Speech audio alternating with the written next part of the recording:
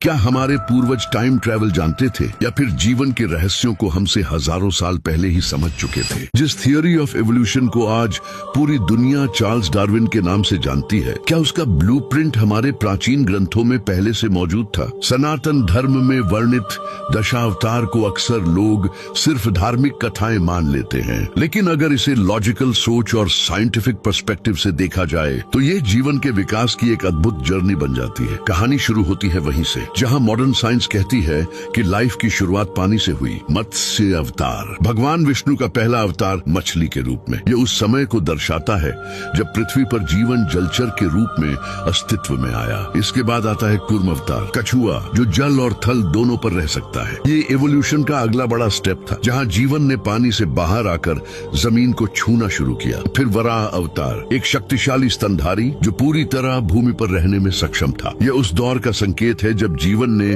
धरती पर स्थायी रूप से बसना शुरू किया। अब कहानी और भी इंटरेस्टिंग हो जाती है। नरसिंह अवतार, आधा पशु आधा मानव, यह उस ट्रांजिशनल फेज को दर्शाता है जहां जीव न पूरी तरह जानवर था और न ही पूरी तरह मनुष्य। इसके बाद आते हैं वामन अवतार, छोटे कद के मानव लेकिन बुद्धि और चेतना से पूर्ण। एवोल्यूशनरी साइंस इन्हें अर्ली ह्यूमंस कहती है। फिर परशुराम अवतार, हाथ में अस्त्र, ये वह समय था जब मनुष्य ने टूल्स और वेपन्स बनाना सीखा। कबीलाई समाज बना और संघर्ष की शुरुआत हुई। जैसे जैसे मानव विकसित हुआ, समाज, नियम और मर्यादाएं बनी। मर्यादा पुरुषोत्तम श्री राम, आदर्श जीवन, आदर्श शासन और सामाजिक व्यवस्था, ये सोशल एवोल्यूशन का प्रतीक है। और फिर आते हैं श्री कृष्ण, एक कंप्लीट ह्यूमन बीइंग। रणनीति, बुद्धि, करुणा और कर्म का संतुलन, परिस्थिति के अनुसार स्वयं को ढालने की क्षमता। सोचिए, जिन बातों को मॉडर्न साइंस ने 19वीं सदी में शब्द दिए, उन्हें हमारे ग्रंथों ने प्रतीकों में हजारों साल पहले सजा दिया था। तो क्या ये सब सिर्फ एक संयोग है या फिर सनातन धर्म वास्तव में नेचर और यूनिवर्स को समझने का प्राचीन विज्ञान है? अब फैसला आपको करना है। अगर आपको भी अपनी जड़ों, अपनी संस्कृति और इस सनातन ज्ञान पर गर्व है तो कमेंट में पूरे स्वाभिमान से लिखिए, जय श्री हरि, जय सनातन धर्म।